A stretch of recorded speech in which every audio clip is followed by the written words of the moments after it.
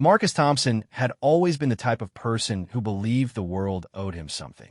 At 28 years old, he worked as a regional sales manager for a tech company, drove a BMW, and wore expensive suits that made him feel superior to everyone around him.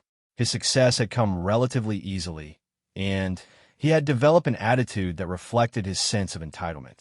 On this particular Tuesday morning in September, Marcus was running late for an important client meeting.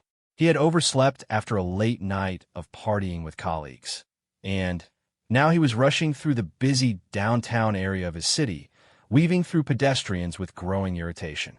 The coffee shop he frequented every morning had been unusually crowded, the barista had been slow, and traffic had been worse than usual. Everything seemed to be working against him, and his mood was getting darker by the minute.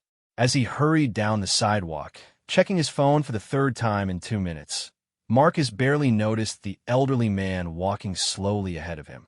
The old gentleman was using a walking cane and moving at a deliberate pace, occasionally pausing to catch his breath. He wore a simple navy blue jacket and khaki pants, nothing fancy or attention-grabbing. To Marcus, he was just another obstacle in his path. "Excuse me, old man," Marcus called out impatiently as he approached. "Some of us have places to be. Could you maybe pick up the pace a little?" The elderly man, whose name was Robert Bob Harrison, turned around slowly. He was 78 years old, with silver hair and kind blue eyes behind wire-rimmed glasses. Despite his age and the obvious difficulty he had walking, there was something dignified about his posture and the way he carried himself. He looked at Marcus with a slight smile, the kind that comes from years of dealing with all sorts of people. "I'm sorry, son," Bob said gently. "I'm moving as fast as these old legs will carry me. You're welcome to go around." But Marcus was already in a foul mood, and the polite response only seemed to irritate him further. He saw weakness where others might see wisdom, frailty where others might see experience. In his mind, this old man represented everything that was slowing him down in life: the weak, the slow, the outdated. "Listen, Grandpa," Marcus said, his voice getting louder and more aggressive. "I don't have time for this shuffle-along routine. Maybe you should stay home if you can't keep up with the real world. Some of us actually contribute to society instead of just taking up space on the sidewalk." A small crowd of people nearby began to notice the commotion. A woman with a stroller slowed down, looking concerned. A businessman stopped pretending to read his newspaper. A group of college students turned their attention away from their phones. The busy morning crowd was starting to focus on this uncomfortable scene unfolding in front of them. Bob's expression didn't change much, but there was a slight tightening around his eyes. He had heard words like this before, though not often, and certainly not from someone young enough to be his grandson. He had served his country, worked hard his entire life, raised a family, and paid his taxes. He had never asked for special treatment, only basic human respect. "Young man," Bob said, his voice still calm but with a slight edge, "I understand you're in a hurry, but there's no need for that kind of talk. We're all just trying to get through our day." Marcus felt a surge of anger at what he perceived as condescension. Here is this old man, probably living off Social Security and Medicare, trying to lecture him about life. Marcus had worked hard to get where he was, and he wasn't about to be talked down to by someone who probably hadn't contributed anything meaningful to society in decades. "Don't lecture me about getting through the day," Marcus snapped. "I'm out here working, paying taxes, keeping this economy running while you're probably collecting government handouts and complaining about everything. Maybe if your generation hadn't messed everything up, we wouldn't be in this situation." The crowd around them was growing larger now, and the atmosphere was becoming increasingly uncomfortable. People were starting to whisper among themselves, and several were pulling out their phones, though whether to call for help or record the incident wasn't clear.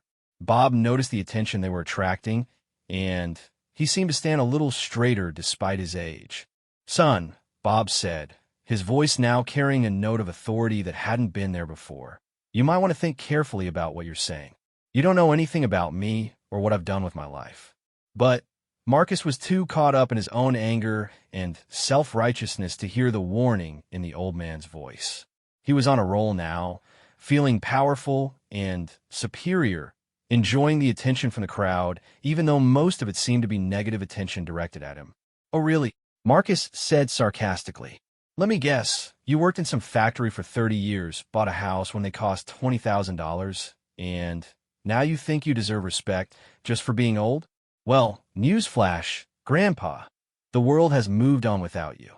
Technology, innovation, real progress. That's what matters now, not whatever you used to do back in the Stone Age."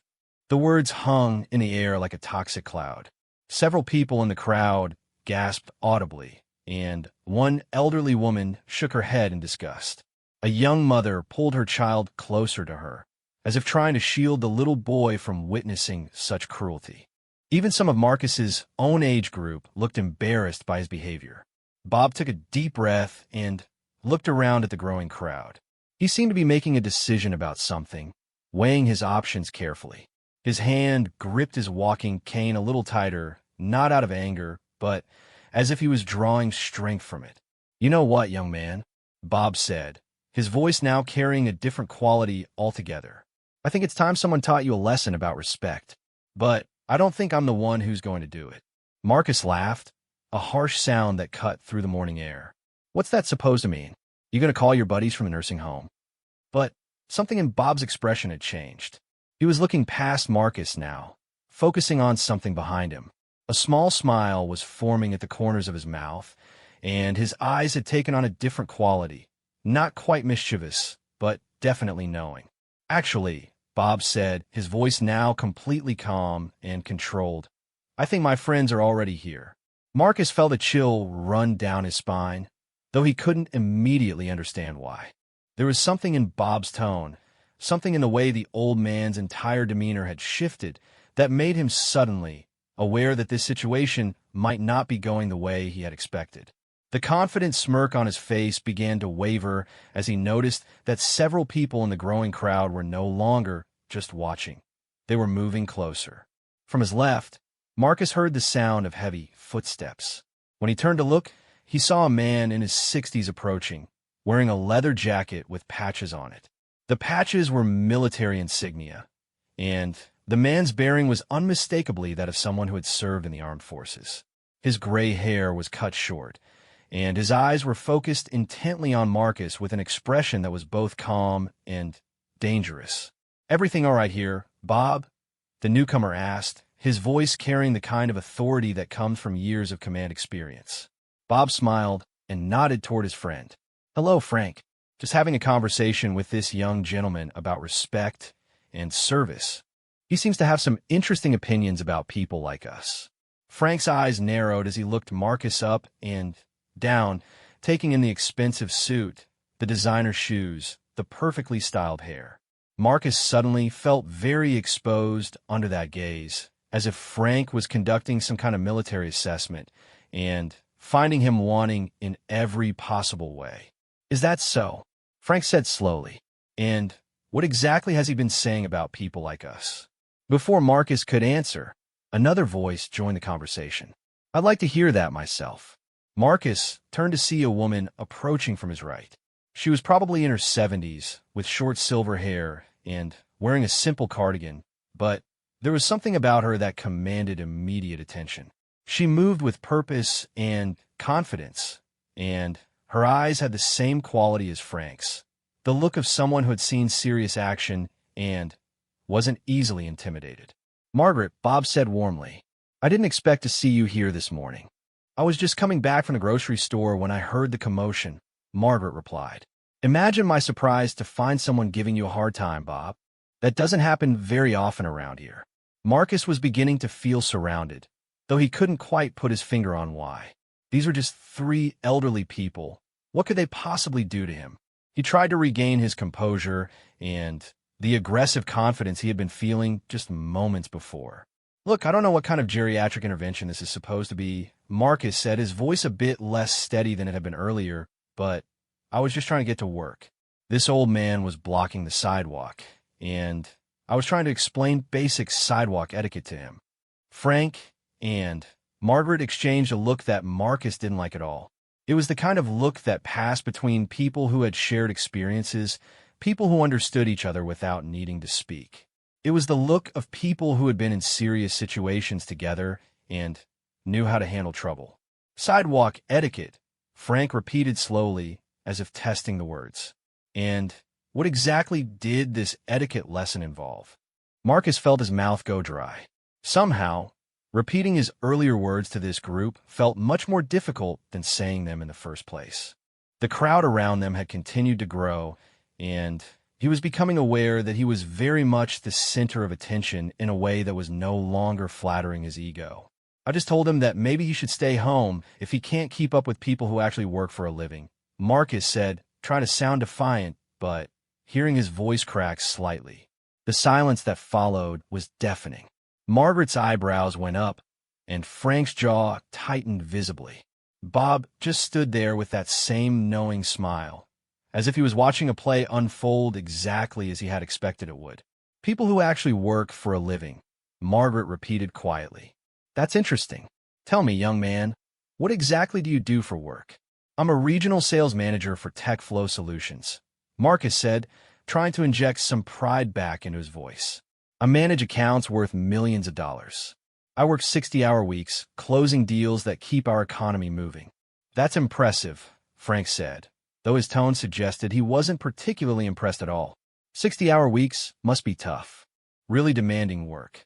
Marcus nodded eagerly, thinking he was finally getting some recognition for his achievements. Exactly. It's high-stress, high-pressure work. Not everyone can handle it. That's why I don't have time to wait around for people who are just taking up space. The words hung in the air for a moment before Bob spoke up again. Taking up space, he mused. Frank, Margaret, did you hear that? We're apparently just taking up space. Margaret chuckled, but it wasn't a pleasant sound. Well, I suppose that's one way to look at it. Though I have to say, Bob, this young man's definition of contribution to society seems pretty narrow. It does indeed, Frank agreed. Margaret, remind me, how many years did you serve again? 28 years in the Army Nurse Corps, Margaret replied casually, as if she was discussing the weather. 3 tours in Afghanistan, 2 in Iraq. But I suppose that doesn't count as real work to some people. Marcus felt his stomach drop. The woman he had dismissed as just another elderly person had served nearly 3 decades in the military, including multiple combat tours. But before he could process this information fully, Frank was speaking. 28 years, Frank nodded appreciatively. I only managed 22 myself. Marines, though. 2 tours in Vietnam, 1 in the Persian Gulf. But you're right, Margaret. Apparently we were just taking up space all those years. The crowd around them had gone completely silent now, and Marcus could feel dozens of eyes on him. He was beginning to understand that he had made a terrible mistake, but he still didn't fully grasp just how terrible it was. His mind was racing, trying to find a way out of this increasingly uncomfortable situation. I didn't know, Marcus stammered. I mean, you don't look like... I wouldn't have said. We don't look like what? Bob asked gently. We don't look like people who serve our country. We don't look like people who sacrificed years of our lives so that people like you could have the freedom to build successful careers and complain about slow pedestrians. Marcus opened his mouth to respond, but no words came out. He was finally beginning to understand the magnitude of what he had done. He had insulted not just one elderly person, but apparently 3 military veterans, and he had done it in front of a crowd of witnesses who were now looking at him with expressions ranging from disgust to outright anger. But as he looked around desperately for some way to escape this nightmare, he realized that Frank, Margaret, and Bob weren't the only military veterans who had appeared on the scene. More people were approaching from different directions, and they all had that same bearing, that same look in their eyes. The crowd that had gathered wasn't just random pedestrians anymore. It was becoming something much more organized and much more dangerous to his ego and reputation. As Marcus looked around in growing panic, he began to notice details he had missed before.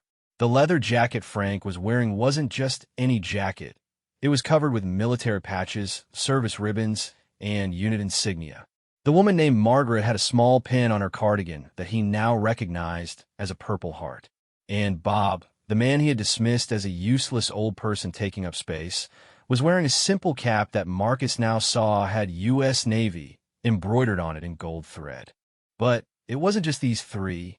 From seemingly every direction, more people were approaching.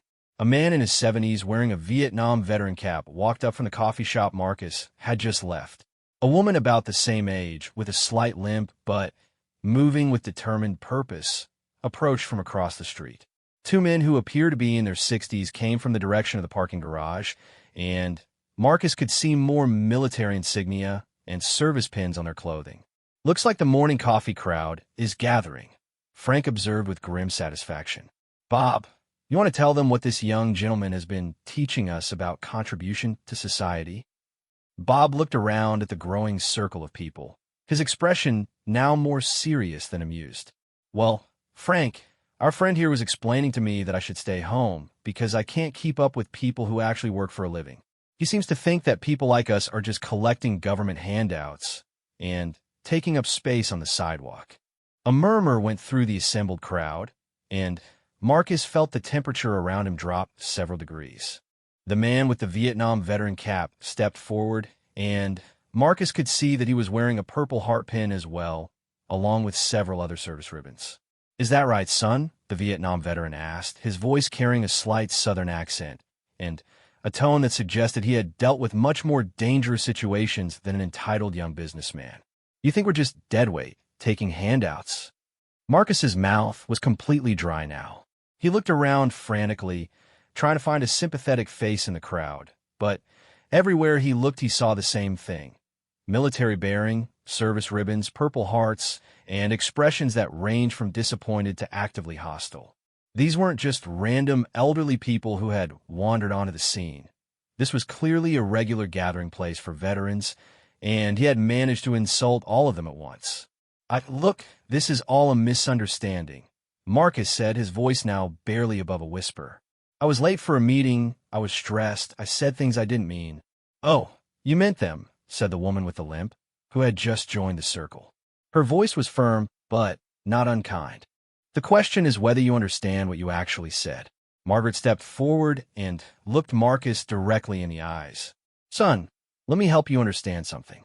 The man you told to stay home because he's not contributing to society? That's Chief Petty Officer Robert Harrison, United States Navy, retired. He served 3 tours in the Pacific during Vietnam, was awarded the Bronze Star for valor, and spent 6 months in a North Vietnamese prison camp after his patrol boat was shot down." Marcus felt the blood drain from his face. He looked at Bob, really looked at him for the first time, and began to see things he had missed before. The way the old man stood despite his walking cane, not bent over with age but straight and proud. The alert intelligence in his eyes. The calm confidence that comes from having faced real danger and survived it. Frank picked up where Margaret had left off. "The woman you've been talking to is Colonel Margaret Santos, U.S. Army, retired. She commanded a field hospital in Afghanistan and saved the lives of over 300 American soldiers. She was awarded the Distinguished Service Medal and the Purple Heart after her hospital was bombed, and she continued treating patients despite her own injuries." The woman with the limp smiled grimly. "And I'm Sergeant First Class Linda Chun, Army Combat Engineers. I lost part of my left leg to an IED while clearing roads in Iraq so that supply convoys could get food and medical supplies to soldiers fighting to protect your right to free speech." One by one, the veterans around him began introducing themselves, and each introduction was like another weight added to Marcus's shoulders. Navy SEALs, Army Rangers, Marine Corps pilots, Air Force technicians. The circle was filled with people who had risked everything in service to their country, and he had dismissed all of them as worthless government dependents. "The point isn't to make you feel bad, son," Bob said quietly. "The point is to help you understand that you don't know people just by looking at them. You made assumptions about me based on my age and the fact that I walk slowly. You decided I wasn't worth basic human respect because you thought I didn't contribute anything to society." Marcus wanted to disappear. He wanted to melt into the sidewalk and never be seen again. Every word these people spoke was like a physical blow, and he was beginning to understand that his comfortable worldview was built on a foundation of ignorance, and arrogance that was now crumbling beneath his feet. "I'm sorry," he whispered, but the words felt inadequate. "I'm really sorry. I didn't know." "That's the problem right there," Frank said firmly. "You didn't know, but you assumed anyway. You assumed that because we're older, because we move slower, because we're not dressed in expensive suits and driving fancy cars, that we're somehow less valuable than you are." The Vietnam veteran stepped closer, and Marcus could see old scars on his hands and neck that spoke of experiences he couldn't even imagine. "Son, I was fighting in jungles while you were still in diapers. I watched good men die defending the freedoms that allowed you to build your successful career. And you think I should be grateful that you're out here working 60-hour weeks selling technology?" Margaret's voice was gentler, but no less firm. "We're not angry because you're successful, young man. We're disappointed because you think your success gives you the right to treat other people as if they don't matter. That's not what we fought for. That's not the kind of society we bled for." Marcus looked around the circle of faces surrounding him and realized that this moment was going to change him forever. These people had every right to be furious with him, every right to humiliate him in front of the growing crowd of onlookers, but instead they were trying to teach him something. They were trying to help him understand what respect really means, what service really looks like, and what true contribution to society actually involves. But he also realized that this lesson was far from over. In fact, as he noticed more people approaching from down the street, people with the same bearing, the same pins, the same look of quiet authority, he began to understand that the most important part of this education was just beginning. The newest arrivals to the scene included a man who appeared to be in his early 50s, wearing a simple button-down shirt and jeans, but carrying himself with unmistakable military bearing. As he approached the group, Marcus noticed that several of the veterans straightened up slightly and nodded with obvious respect. "Morning, Colonel," Bob said with a warm smile. "We were just having an educational discussion with this young gentleman about the nature of service and contribution to society." The newcomer looked around the assembled group, taking in the situation with a quick assessment of someone accustomed to command responsibilities. His eyes settled on Marcus, and the young man felt as though he was being evaluated by someone who had made life and death decisions about people in much more serious circumstances. "I see," the colonel said quietly. "And what has our young friend learned so far?" Frank chuckled grimly. "Well, sir, he's learned that the useless old people taking up space on the sidewalk include a Navy chief with a Bronze Star, an Army colonel with a Distinguished Service Medal, a combat engineer who lost her leg in Iraq, and a few other folks who might have a different perspective on what it means to serve one's country." The colonel nodded thoughtfully, then turned his full attention to Marcus. "Son, I'm Colonel James Mitchell, United States Army, recently retired. I commanded the 3rd Brigade Combat Team of the 82nd Airborne Division. Before that, I spent time with Special Forces in Afghanistan and Iraq. I'm currently working as a high school guidance counselor because I believe in helping young people find their path in life." Marcus felt another piece of his worldview crumble. Here was a man who had commanded thousands of soldiers in combat, who could probably have taken any number of high-paying civilian jobs, and he was choosing to work with teenagers for a fraction of what he could earn elsewhere. "The reason I mention my current job," Colonel Mitchell continued, "is because I deal with young people every day who are trying to figure out what success means, what contribution means, and what kind of adults they want to become. And I have to tell you, son, that the attitude you've displayed here today is exactly the opposite of what we try to teach them." An older woman approached from the direction of a nearby bus stop, moving slowly but with dignity. She was carrying a small American flag pin on her purse, and as she got closer, Marcus could see that she was probably in her 80s, with silver hair and kind eyes that held a depth of experience he was only beginning to appreciate. "Is everything all right here?" she asked gently, though her voice carried an authority that suggested she was used to taking charge when necessary. "Mrs. Patterson," Bob said with genuine warmth, "we were just having a conversation about respect and service. This young man had some opinions about people like us that we thought he might want to reconsider." Mrs. Patterson looked at Marcus with the kind of gaze that reminded him uncomfortably of his grandmother, loving but capable of seeing right through any nonsense. "Well," she said, "I certainly hope he's learning something useful. Education is so important, don't you think?" Colonel Mitchell smiled. "Mrs. Patterson was a teacher for 40 years, son. She taught in inner-city schools, helped thousands of kids who have been written off by society find their way to success. She also happened to lose her husband in Vietnam and her son in Afghanistan, but she never let bitterness stop her from believing in the potential of young people." Marcus felt tears beginning to form in his eyes. Each person he met in this growing circle represented a level of sacrifice and service that made his own achievements seem small and petty in comparison. These weren't just elderly people taking up space. They were living examples of what it meant to put something larger than yourself at the center of your life. "I need to tell you all something," Marcus said, his voice shaking now.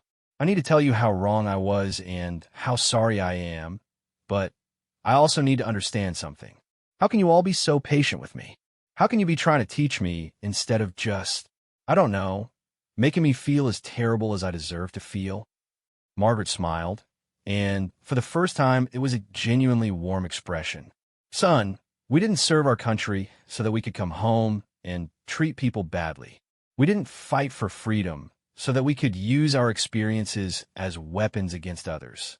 We fought so that people like you could have the opportunity to learn, to grow, and to become better than you were." Frank nodded in agreement. "Besides, we've all made mistakes in our lives. The difference between wisdom and ignorance isn't whether you've ever been wrong. It's whether you're willing to admit when you're wrong and learn from it." The Vietnam veteran stepped forward again.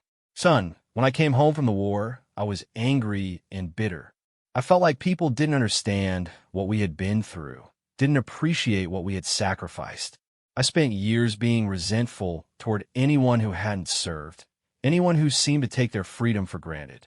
It was Margaret here who helped me understand that resentment wasn't honor. It was just another kind of prison." Margaret picked up the story. "We all went through periods where we had to learn how to channel our experiences into something positive. The alternative was to let bitterness consume us, and that would have made our sacrifices meaningless." Colonel Mitchell looked around at the assembled group and then back at Marcus. "What you're seeing here, son, isn't just a group of veterans who happen to run into each other. This is a community. We meet here every Tuesday morning for coffee because we understand that service doesn't end when you take off the uniform. We understand that contributing to society means being part of something larger than yourself, and that includes helping people who might not understand what that means yet." Marcus looked around the circle of faces and realized that his encounter with Bob hadn't been just random bad luck. He had stumbled into a regular gathering of people who had dedicated their lives to service, and his attitude toward one of them had revealed something about himself that he didn't like but needed to confront. "What you need to understand," Bob said gently, "is that respect isn't something you earn by making money or having a successful career. Respect is something you give to other people because they're human beings who deserve dignity, regardless of what you think you know about their circumstances." Linda Chun, the combat engineer, spoke up again. "And contribution to society isn't just about how many hours you work or how much money you make. It's about whether you leave the world a little bit better than you found it, whether you help other people along the way, and whether you understand that we're all in this together." Mrs. Patterson stepped closer to Marcus and looked up at him with those kind but penetrating eyes. "The question now, young man, is what you're going to do with this lesson. Are you going to go back to your life exactly as it was, or are you going to let this experience change how you see other people and how you treat them?" Marcus realized that this moment was a crossroads for him. He could apologize, walk away, and try to forget this embarrassing encounter, or he could let it fundamentally change how he approached the world. Looking around at these people who had every right to despise him, but were instead trying to help him become better, he began to understand what real strength looked like. 3 months later, Marcus Thompson sat in the same coffee shop where his life had changed on that Tuesday morning in September. But this time, instead of rushing through with his phone glued to his ear and irritation radiating from every pore, he was sitting at a corner table with Bob Harrison, listening to stories about naval service in the Pacific and learning about a world he had never bothered to consider before. The transformation hadn't happened overnight. After that mortifying but ultimately life-changing encounter on the sidewalk, Marcus had gone to his client meeting in a daze. He had sat through the presentation mechanically, his mind replaying every word that had been spoken to him by those veterans. His client had noticed his distraction and asked if everything was all right, but Marcus couldn't even begin to explain what had happened to him. That evening, instead of going out for drinks with his colleagues as usual, Marcus had gone home and spent hours researching the people he had met. He looked up the Bronze Star and learned what it meant. He researched the Army Nurse Corps and discovered the incredible work that people like Margaret had done in combat zones. He read about combat engineers and began to understand the courage it took to clear roads knowing that each step might be your last.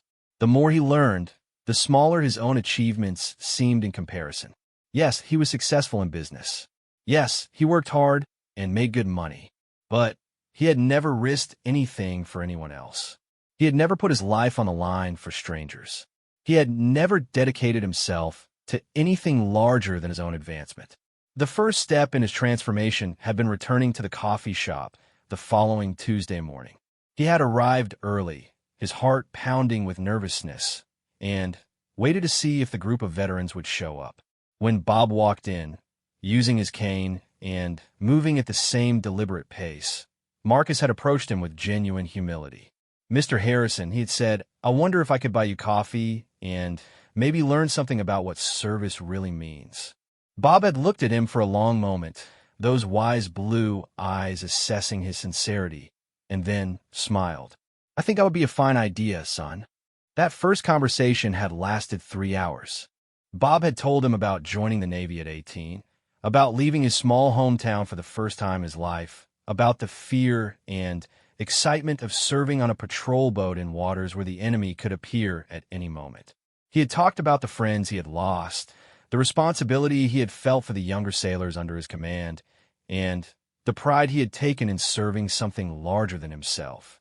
But more importantly, Bob had listened to Marcus talk about his own life, his ambitions, his fears, and his growing understanding that success without service fell hollow. He hadn't lectured or preached. He had simply shared his experiences and let Marcus draw his own conclusions. Over the following weeks, Marcus had begun attending the Tuesday morning gatherings regularly. Frank had introduced him to other Marines and told him stories about brotherhood forged under fire. Margaret had taught him about the medical corps and the incredible dedication required to save lives in combat zones. Colonel Mitchell had talked about leadership and the weight of making decisions that affected other people's lives. But it wasn't just the war stories that changed Marcus. It was learning about what these people had done after their military service. Mrs. Patterson's 40 years of teaching in difficult schools. Frank's volunteer work with homeless veterans. Margaret's involvement with organizations supporting military families. Linda Chin's efforts to help other wounded veterans adapt to life with disabilities. These people hadn't just served their country during wartime. They continued serving their communities for decades afterward. They understood that being a citizen meant taking responsibility for the welfare of others, not just pursuing your own success. The change in Marcus hadn't gone unnoticed at work. His colleagues had begun commenting on his different attitude, his increased patience, his newfound interest in the company's community service initiatives. When TechFlow Solutions had announced a partnership with a nonprofit organization supporting veteran job placement, Marcus had immediately volunteered to lead the project. "You know," Bob said now, stirring sugar into his coffee, "when I first met you that morning, I saw a young man who reminded me of myself at that age." Marcus looked up in surprise. "Really? But you serve in the military. You understood about service and sacrifice." Bob chuckled. "Son, I enlisted because I was running away from home and looking for adventure. I didn't know anything about service when I joined up. I was probably more selfish than you were, if I'm being honest. The Navy taught me about service, but it took years for me to understand what it really meant." "What changed for you?" Marcus asked. "The same thing that changed for you," Bob replied. I met people who were better than me, who cared about something more than themselves, and I realized I wanted to be like them instead of just thinking about what I could get out of life. Margaret approached their table, carrying her usual cup of tea. "Mind if I join you, gentlemen?" "Of course," Marcus said, standing to pull out her chair. The gesture was automatic now, a small sign of the respect he had learned to show to others. "I heard about your presentation to the school board last week," Margaret said to Marcus. "The mentorship program for at-risk youth sounds wonderful." Marcus smiled, but it was a different kind of smile that he used to wear, less self-satisfied, more genuinely pleased. "It was Bob's idea, really. He helped me understand that giving back to the community isn't just nice to do, it's an obligation." "The beauty of it," Frank said, joining the conversation as he sat down with his coffee, "is that you're not doing it because you have to anymore. You're doing it because you understand why it matters." Colonel Mitchell appeared at their table as well, making it a full gathering. "Marcus, I wanted to thank you again for volunteering to speak at Career Day next week. The kids are going to benefit from hearing about different paths to success." "I'm nervous about it," Marcus admitted. "What do I tell them about success that won't sound hypocritical coming from someone who used to think success was just about making money and getting ahead?" Mrs. Patterson, who had been listening from the next table, leaned over with her gentle smile. "You tell them the truth, dear. You tell them that real success is about becoming the kind of person who makes other people's lives better. You tell them that the best achievements are the ones that help others achieve their own dreams." Marcus nodded, understanding now that his story wasn't just about learning to respect veterans or elderly people. It was about learning what it meant to be part of a community, to see himself as connected to everyone around him, rather than just competing with them. "You know what I've realized?" Marcus said, looking around at the faces of the people who had become his teachers and friends. "That morning when I insulted you, Bob, I thought I was important because of what I did for a living. Now I understand that importance comes from what you do for other people." Bob raised his coffee cup in a small toast to learning something new every day and to the courage to admit when we're wrong. The others raised their cups as well, and Marcus felt a warmth that had nothing to do with the coffee. He had found something he didn't even know he was missing, a sense of purpose that went beyond his own success, a community of people who had taught him that true strength comes from service, and an understanding that respect isn't something you demand, but something you earn by treating others with dignity. As he looked around the table at these remarkable people who had transformed his life through their patience, wisdom, and example, Marcus realized that his encounter with Bob that September morning had been the best thing that had ever happened to him. He had thought he was successful before, but now he understood what success really meant. And for the first time in his life, he was truly proud of the person he was becoming.